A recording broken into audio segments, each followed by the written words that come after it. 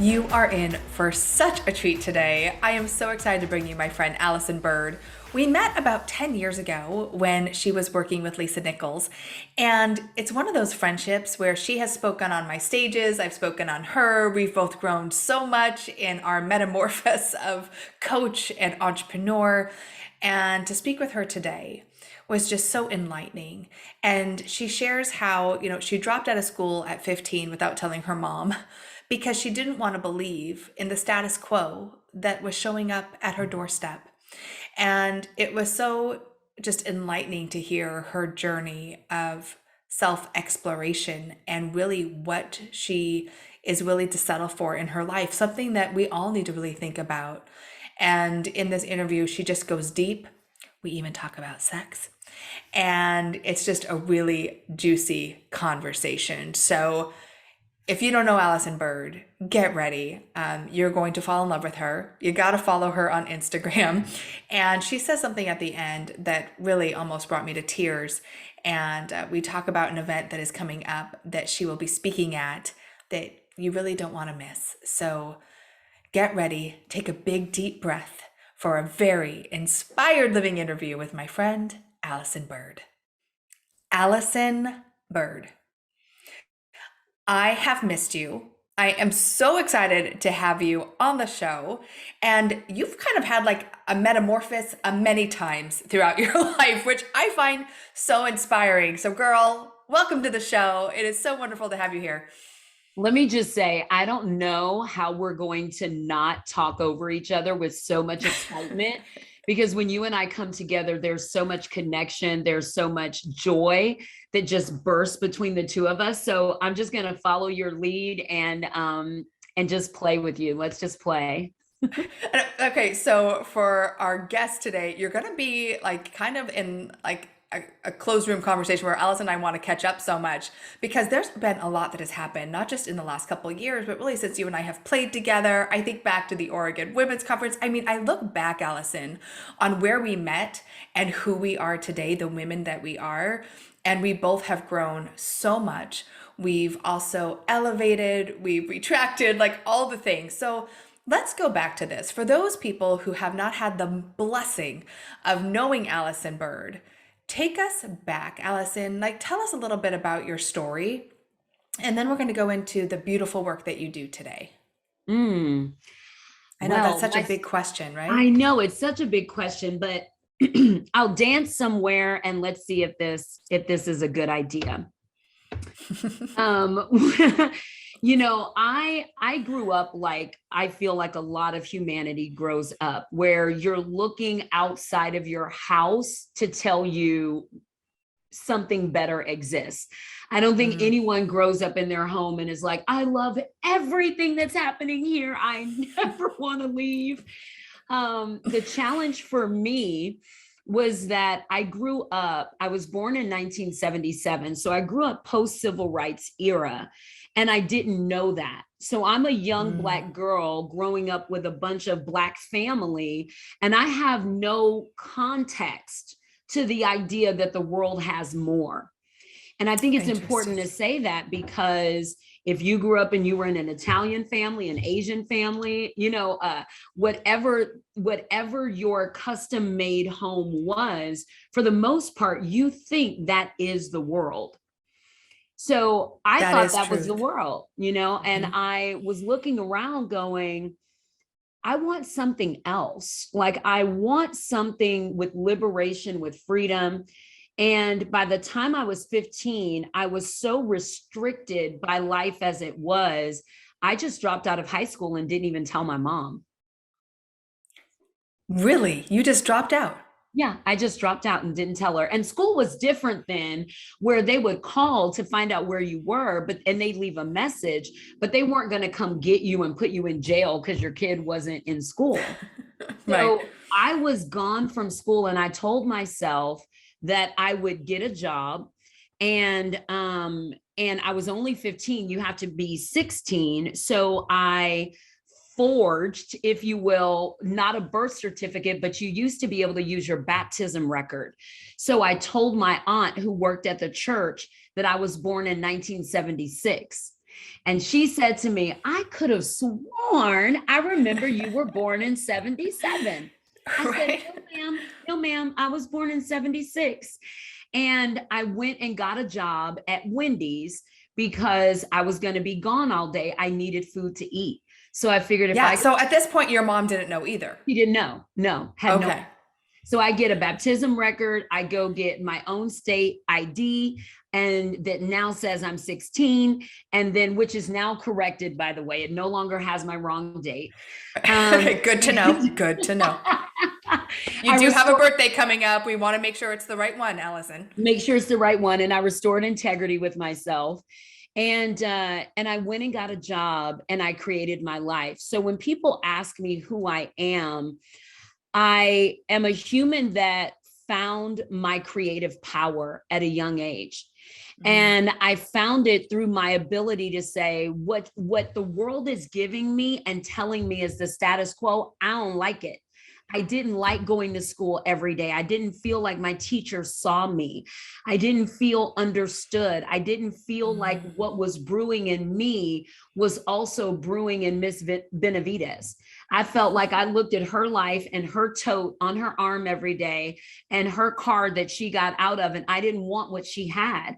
And that was a judgment of my young self. That is not a judgment of my adult self against teachers. So I do want to say that. Sure. My young self was just going, I want something else.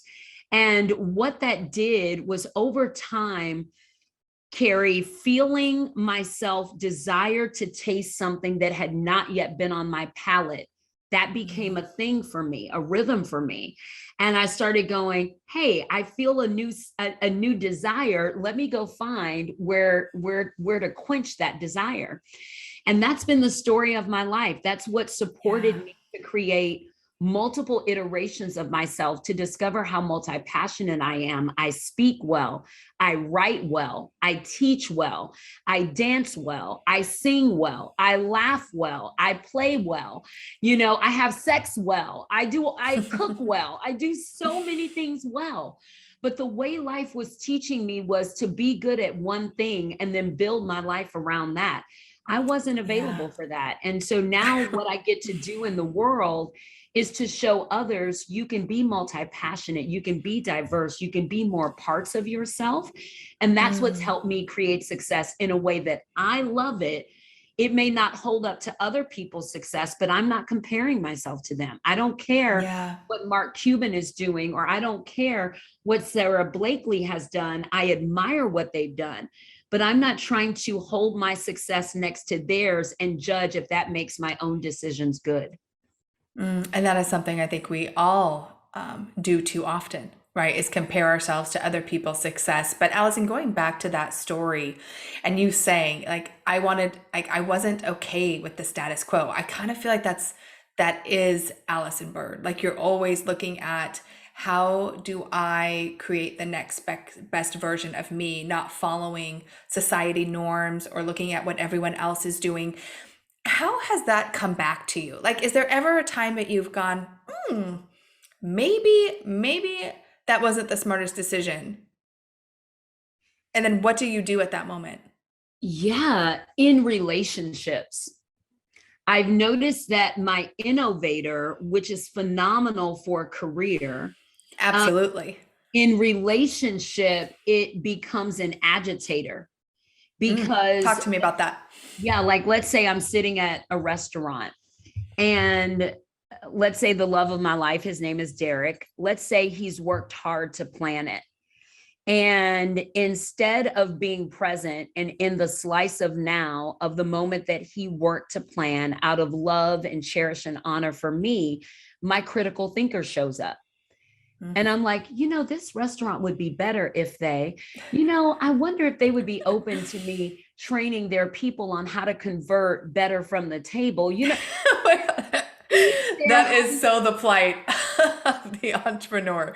The entrepreneur. And my awareness is that my gift will always take up space unless I give myself permission for Allyson to take up the space instead. Ooh, that's good. Yeah. So I've had to learn that my gifts get to be their gifts and Allyson gets to be Allyson. And sometimes in some places and spaces, it's be Allyson. And some places and spaces, it's be Allyson plus all the gifts. And that's been a learning Yeah. for me.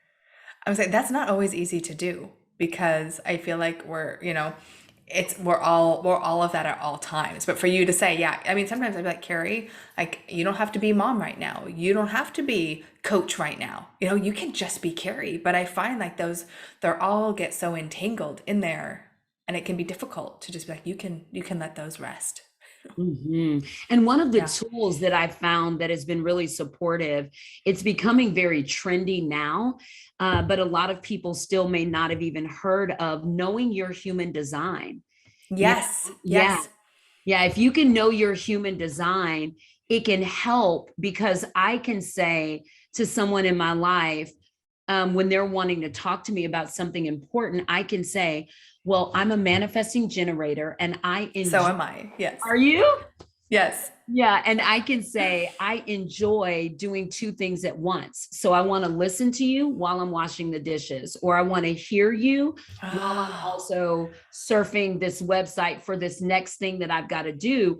And to know that a manifesting generator is actually better when you're allowing them the dualities of attention span versus sit, listen, be still. Like now I feel like I'm in trouble and I feel like I'm in school and I feel like I'm going to fail and I don't like it. And you don't have me fully present anyway, because now I'm in my rebellious state in my presence versus my gracious state because I'm allowed to be myself while being with you.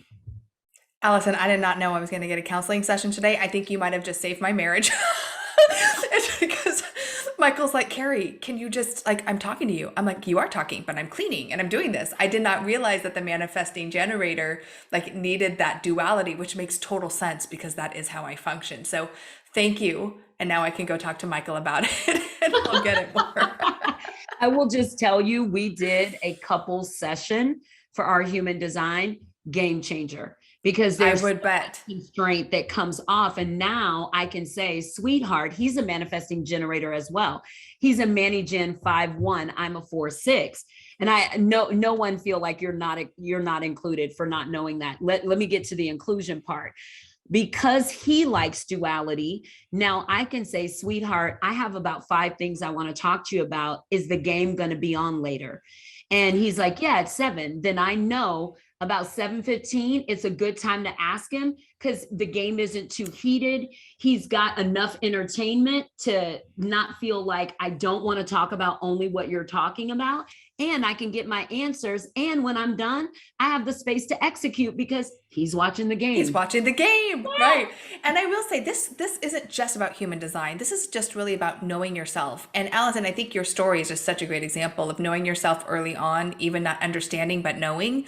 And as you've matured and become this amazing adult human, like and the work that you do in the world, it still comes down to knowing yourself and trusting yourself. And you've helped so many people like look at money differently, generate money, like build their CEO muscle. Talk about that. So, you have this beautiful love of your life, which I'm so happy about, but you're also your career or your intention around career has changed, but you always are about helping people realize who they are, what they're capable of. You said something, when Allison speaks, she answers the question, what if it all goes right? I love that. Hmm. Yeah, I recognize that. I believe the numbers say something like 95% of the thoughts that we think every day are identical to the thoughts we thought the day before, unless we have an interruption. So we are so routined in thinking the same thoughts. Stanford released a study that there's a lot of numbers out there about how many thoughts we have in a day. But Stanford released a study that said we have an average of about 60,000 thoughts in a day. And majority of them are programmed toward negativity. And the reason is because of societal programming. So Mhm. most of us are not even thinking our own thoughts.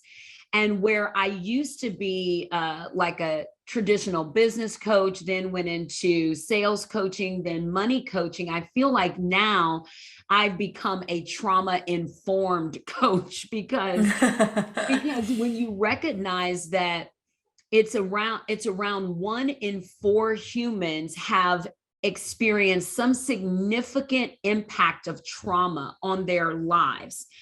And that significant trauma has rewired how they think. And Yeah. if they're still borrowing thoughts through the trauma lens, then it doesn't matter what type of success they're curating for themselves. They're curating it, trying to pay themselves back for what was inflicted against them. And that's a debt that can never be repaid. No launch, no Yes. brand, no company sale, no property buy, no crypto win. None of those things can compensate you for pain that's been inflicted on your heart, on your soul. And so that's Yeah. why it's so meaningful to me to have these glorious conversations that say, you're not bad, you're not wrong, that say if you're Black or brown and you've been trying to learn about mindset, but you haven't looked at lineage history.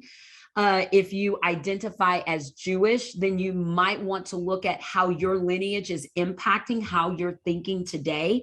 If Hmm. you're non-binary, let's have a different conversation around your mindset, because it's not just think better, think brighter thoughts. There's hate that comes at you when you step outside of your home. And so Yeah. those conversations have to be had so that people aren't just beating themselves up on the head going, how do I just think smarter? How do I just make decisions? Well, you may have been raised by a perfectionist, and that Mm. perfectionism may have traumatized you. And so now you can't make decisions because every micro decision has to be perfect, and life doesn't Yeah. put us in perfect scenarios.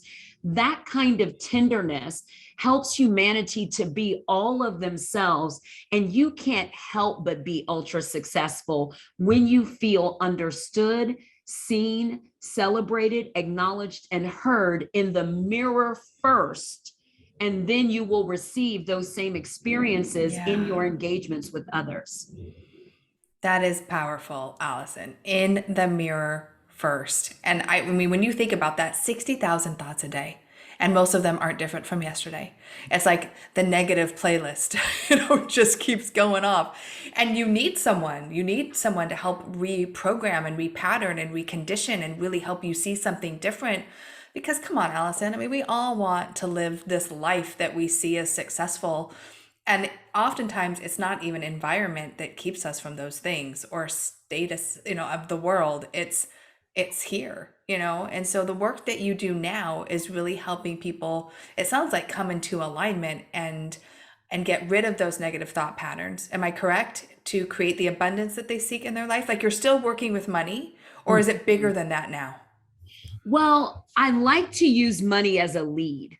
And the reason that I like to use money as a lead is because the highest human need is to belong, but the greatest desire for humanity is certainty. Can I just be certain that I'm provided Mm, for? Can I be yes. certain, right? And so when I think about certainty, money is attractive. And if I have a conversation that says, come get into an alignment, and when you get into alignment, like a day that I had the other day, I'm driving in the car and I go through multiple green lights. That's alignment. It's so much ease. I go Hmm. to the coffee shop and the coffee shop says, we don't want to have you wait. We'll bring it out to your car. I go and they bring it out. It's hot. It's fresh. That's alignment. Then I think to myself, you know what? I think I'd like to go to Mexico. And my assistant says, do you want to go to Playa this or this? And I said, I'm thinking Cabo. Before I can get to my phone, an old friend texts, and that friend happens to just have bought a property in Cabo and says, hey, do you want to come stay here? It's on me. Like, for me to tell humanity how easily my life goes, Mm, they won't believe it. But it's a lot easier to say, hey, do you have a money goal? I'll help you get there. And then when they come, they get all the other gooiness plus their money goals met. yeah. So That's a lot of gooey yumminess there. And it is like it is so possible. I feel like we just live, I mean, especially in the last 2 years, Allison, like just this feeling of resistance or this feeling um of retraction in a way. And now I feel like everyone wants to expand, but their mind has to be able to expand with them. So over the last couple years, if I was to ask you, because I know you've done a lot, I always love the spaciousness and the love that you bring into a room. What has been kind of like your biggest lessons, would you say? What have you learned about yourself over the last couple years, and what have you learned outside of yourself the last couple years? that's a great question, Carrie. One really big thing that I learned about myself is I was not really crafting success. I was praying for a God lottery. And I call it that now because uh, those listening over the age of, let's just say, maybe 38, you'll get this. I grew up seeing Publishers Clearinghouse with Ed McMahon on TV. Yes, indeed. And Ed McMahon would show up at your door and he'd have a big old check. Yeah, he'd have a big old check. Yep. Who won? And I prayed for Ed McMahon to come to my door because my mom was a single Black mother working 3 jobs to raise 2 girls. And she was trying to give us a good life. And every time she would get a piece of good in her hand, it would just slip out like a slinky. It would just fall out of her hand. And I thought maybe my prayers can save her. Maybe she's not praying the way God likes to hear. Maybe I need to pray like, what I saw on Full House when I would see the kid get down on their knees and be like, God, it's me, Stephanie, hate to bother you. So I tried all of those things, Carrie, and life did not change. And that broke my heart. It broke my understanding of God, whether I call God, source, universe, Allah, Buddha, Christ, consciousness. I like to simply call God good or love. You don't have to put a religious connotation, but it broke my relationship because I thought, well, this mother sucker don't ever answer nothing. So It's not listening. Not the business. And it wasn't until the last 3 years that I came into an awareness that I wasn't really praying to God. I was praying to Ed McMahon. I was really praying for someone to show up at the door and rescue. Yeah. That's what I was praying for. So I learned to release my notions of the God lottery. And I'll give you examples. When I left working for Lisa Nichols and went into my first launch, our first launch was like 218,000. Was it $218,000? But because it wasn't $1 million, AKA the God lottery, I shunned myself. I shamed myself. I beat myself up. And I did not at any time ask myself, do you have the capacity for that level of fulfillment? Does your team... Wait. That was such a good question. Say that again. Do you have capacity for that level of fulfillment? Let me tell you, sometimes we don't get what we think we want because we're not ready to get it. So I love that. It is not sometimes. It is always, Carrie. We never that's so true. Get what we want when what we want is beyond our capacity to receive it. Yes, it's good. And when we are daydreaming beyond our capacity, we are now in a romanticized ideal for miracles, magic, and manifestation. And miracles, magic, and manifestation happen through integrity to self. So the more honest you are with yourself, about your life, and about your reality, then the closer you bring success to you. Because had I been honest and said, of course, using 2 words, just 2 words, of course, I had a multi six figure launch because, of course, this is my first time doing it on my own. And of course, I made more in 2 weeks of marketing than most humans make in a year because, of course, I've given myself permission to step into a new career for myself. And of course, I'm taking baby steps. And of course, my baby step would be $218,000. And Which is a pretty nice baby step, let's be pretty honest. nice baby step. And of course, Yeah. if I give myself permission to look at what didn't work, what did work, I could potentially double that number next time around. And of course, by 2 or 3 times over, I will be at my $1 million launch and I will feel really good. And I will have grown myself and my team to a place and space to receive that. But I did not have that consciousness at that time. So instead, I judged it a failure. I shamed my team. I fired people. Like, I did so many different things that put me back instead of helping me to progress forward. And that's an awareness that I have in hindsight. And these are the kinds of awarenesses that I'm able to bring to other leaders so that they can lead with grace and with ease, with simplicity, and with a sense of joy. Yes. Yes, Allyson. I mean, that just makes so much sense. And how often do we try something because we are rebirthing or we are looking to do something new or we're expanding capabilities and we're like, gosh, I say the same thing. Like, why didn't we reach $1 million? I'm like, girl, like you just did 350,000. That's amazing. But we don't do that. We don't. Can I tell you? We shame ourselves and yeah, it's so crazy. Here's the number one thing that stops people from patience with themselves. They forget. And here's what they forget. Let's say you go into entrepreneurship and you go, you know what? You tell your family and friends, I'm just going to try it. I'm just going to see how it works. And you're playful and you're happy and you're nervous and apprehensive and you're nearly peeing down your own goddamn leg, but you're like, I'm still going to try it. And then you get into entrepreneurship and you forget you were using the word try. And you replace it with it's gotta be and perfectionism. And then you don't want to tell anybody I tried and it got me here. You start making it a secret and hiding it. And you only want to clue people in when it's razzle dazzle. It's so unfair. We keep forgetting our commitments to ourselves. And we keep forgetting when we say, I'm going to try it on. I'm going to see what it's like. And we force ourselves into being finite. And there's one more thing I want to say about that. One way where I was finite was in making love. Like, I thought I knew how to make love. I just thought I'd arrived to knowing how to make love. And then one day when I was 38, I met a yummy guy off Tinder.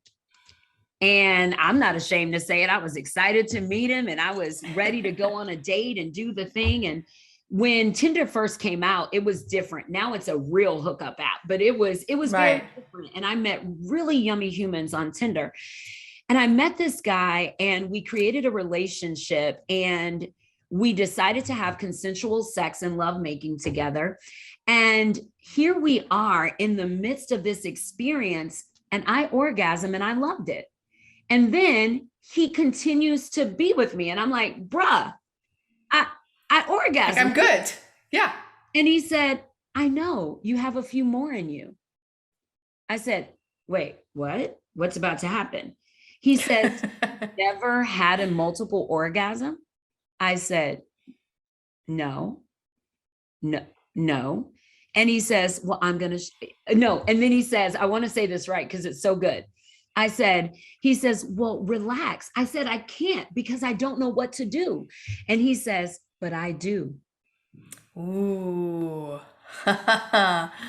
And what I've learned about our action and our effort, it's like me, the same way I sat up in the bed, like, I did it. You know, we do that with the universe. It can happen again. Yeah. We tell the universe, I'm done. And the universe says, there's more. And instead of us going, but I don't know how to do that, so that we can hear the universe say, but I do. I know how to get. Allyson, thank you for taking us there. I'm like, we're going to talk about sex on the show too. What a great analogy. And you let the guy go, huh? Yay. Yep. Man. And well, let me just say this. He introduced me to multiple orgasms in the most beautiful way. And I love that story hyper specifically because I speak to so many humans who identify as women. Mhm. And we have learned the mastery of leading the way. And when we lead the way, we get in the way. And Okay, yes. When we lead the way, we get in the way. You know, there's a reason why we're having this interview right now, Allison. You're so good. There and are no accidents, as we let me know. say this, when we get in the way, we miss out on the opportunity of getting introduced to pleasures beyond what we know. Hmm. Yeah. Yeah, so good. Those are some really powerful life lessons. Thank you for sharing them. I could just Mhm. sit here and talk to you all day, Allison. So, what's next for you? What are you most excited about right now? Holy smokes. Okay, so I have a really yummy dream that I've not said on any podcast or any You interview. heard it here first. I have a yummy dream, and Carrie, it just makes my heart fill. But when I started in entrepreneurship, I didn't have a lot. And I just wanted a place to go where I could just peacefully think and dream and create. And I have a desire now to create a safe house for Mm. emerging or reimagining entrepreneurs. So, entrepreneurs that are new or entrepreneurs that are like me. After I sold my tech company, I didn't know what to do. I didn't know where to go. I didn't know who to be anymore. Yeah. And I just wanted a safe house to just go think for a little while and, Gosh. talk to other people. So I have a dream and vision of creating a micro community that has like tiny homes where entrepreneurs can come and stay, whether it's 6 weeks or 6 months. And in that micro community, we have all the tools that I use today for my life. Nutritionist that helps me eat the right things, that keeps my brain and body fueled properly, yoga and mindfulness that keeps me moving my body with great agility and discipline, breath work and sound healing that allows me to be grounded and stabilize Mm. my nervous system and my emotions, because I didn't even know that I had anxiety. I didn't know that I had anxiety, Carrie.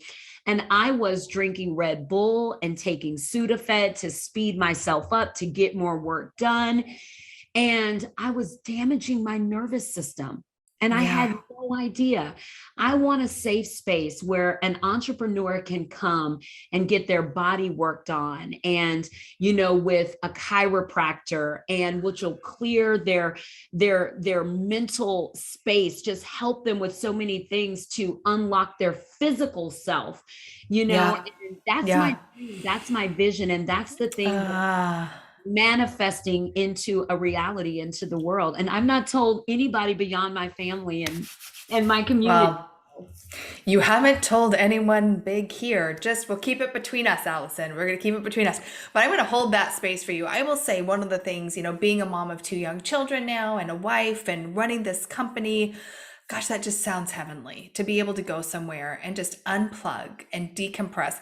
I don't think you need to be startup or reinventing. I think it can be a place for any entrepreneur to come who really needs to recharge and replug and refocus and get rejuvenated, because it can feel like a lot. It can just feel like, with all the love and joy that I have for this company, it's the thing I say the most is I get to choose to create more space in my life, because you can't dream if you're booked every day, every second of the day, and so I love that. I'm going to hold that dream in that space with you and can't wait to see it manifest, because, you are a manifesting generator.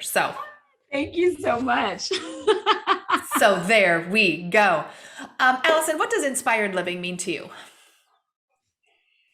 Inspired living to me means living as the highest authority for your own life. I feel like most of us grew up learning how to live in a way that pleased others. Put that dress on, your aunt loves to see you and what she gave you. Make sure you say thank you when they give you the Christmas gift. But what if I don't like it? It doesn't matter. It's polite if you say, all those different things that we were taught, which did infuse us with a semblance of kindness, but it infused us more with a degradation of our own consciousness and our own truth. And so when I say live as the highest authority for your own life, your own existence, live in a way that pleases you versus pleasing others. Live in a way that that esteems you versus placates or denies your absolute desires. And it takes effort to deprogram yourself out of that. And so inspired living to me means being in a community where that's possible. Being around others where your convictions can breed and support you, because as you breed your convictions, it creates a pathway, for you to walk on. And then, lastly, in inspired living as your highest authority, have counsel, have a guide, have a coach, have a mentor, have someone that can speak and whisper those sweet, yummy things in your world that say you matter. You're necessary. You're an unrepeatable miracle. There's never been anyone like you, and there never will be another like you. Be all of yourself. And when you allow that, feel the love of that. And if that sounds difficult or hard, then just give yourself one little YouTube a day on what's the thing that I could do that would support me to be more of me. That's, to me, inspired existence. I breathe that in. I love that expression. Thank you so much for sharing that. Allyson, usually I wrap up the interview at that question, but I have to ask this question that I asked you before we started recording, because you have such a way of being and speaking. You always have. I've known you for a long time. It truly is a gift. But we teach people how to be visible. We teach people how to impact, and you do it well. And I'm like, Allyson, you're so prolific. Like, every time I hear you, I feel like I'm being called to church in the best way, and I'm like, how do you do that? Like, is that just something that you're born with? And you told me something that I need someone else to hear today, which is what? I said that I study the vocal patterning and the vibration of teachers, ascended masters and present day. So I'll give you an example. A present day master that I listen to is Jay Samit. And Jay Samit wrote the book Disrupt You. And an ascended master that I listen to is Dr. Martin Luther King. So I may listen to Martin Luther King go, one day, right? When he's giving the I have a dream, one day when we all, and I will practice that vibration, that pattern, that pull. But at the same time, I'll listen to Jay Samit, who is an instructional teacher. And Jay Samit will be very matter of fact, quite like Seth Godin.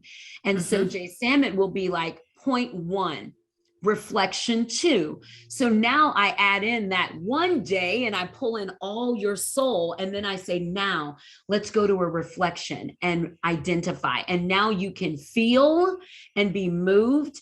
And you can also be disciplined and have a concrete next best and logical step. And that's how I practice. It is good. I love that little inside sneak peek to Allyson Byrd, because most people would think, oh my God, and you are, Allyson. I mean, you just really are prolific, and you speak from the heart, and you have such a way of capturing a room, but you also work at it. And for those of you who are like, I want to embody this behavior in my career, in my life on stage, like, you might have the greatest gifts, but you still have to learn and express and fine tune. And it's like you said, it's like going to the gym. It's like getting yourself fit. It's like, you got to do the work. You got to get in the kitchen. I'll say one last point to that, which is human potential experts have said this for a long time, from Jim Rohn all the way forward, which is 15% of our success is based on skill, knowledge, talent, education, right? Can you do the thing? You are phenomenal at what you do, Carrie. However, the world would not know you if it weren't for the 85%, which is your willingness to be not only seen, but also seen while creating the success, and then seen living as the success. Oh, those are stair steps that a lot of people get lost and get trapped in those messy middles. But that's why we have mentors and masterminds and experiences. Have to have them all over the world, because they help you not make a messy middle a purgatory where you get stuck. Yeah. Let's not stay stuck, my friends. All right, Allyson, they want more Allyson Byrd. Where do we go? Well, I live on Instagram. I love Instagram. So you have to follow her on Instagram. It's just going to make your day. Yes. Thank you for that. I love curating great stories. I love that experience. And then anything that I'm ever doing is always at guidedbyallyson.com. You just have to know how to spell my name, Allyson. And we will make sure there's a link in the notes. And Allyson, I've missed you. Thank you so much for your time today. I have to be honest, you breathed some new life into me, girl, as I knew you would. And the fact that we're neighbors, best news ever. Best news ever. I cannot hug on you soon. I just want to say this while we're recording, Carrie. I experience you to be brilliant. And when I say brilliant, that is not only an intellectual reference that I'm sharing with you. I am referencing the word brilliant from its etymological root of brilliance, brightness, shining. And I feel like in a world where, cubic zirconia is esteemed as real, you are a diamond, and you are raw, and you are rare. And you have a tremendous gift that is touching, moving, inspiring, and impacting many.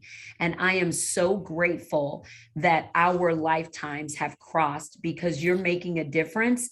And Robin Sharma says it this way, that we get difference making by contagion. You, my sweet friend, are contagious. And what you got is worth catching. Oh, honey, I love you so much. Thank you. Thank you for that. And it's funny that you bring up brilliant, because as we're sitting here talking, I'm like, you need to be at the event this year. So we need to talk. Stay tuned. Will Allyson Byrd be speaking at Brilliant this year? Dun, dun, dun. Is that what it's called? Dun, dun. It's called Brilliant. Yes. No. Swear to God. Having it my fifth year this year. And I think Allyson Byrd needs to be there. I'll see you there, loves. All right, no accidents.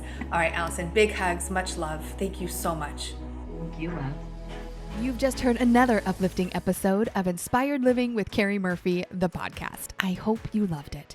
If you haven't yet, please subscribe, rate, and review this podcast. And if you'd like to know more about Inspired Living, or to get your hands on many of our awesome free resources, such as the Be Studio Ready Guide, simply visit us at inspiredliving.tv/podcast. Remember, your vision is your destiny, and we're here to help you bring it to life. Join me again next week for another extraordinary episode.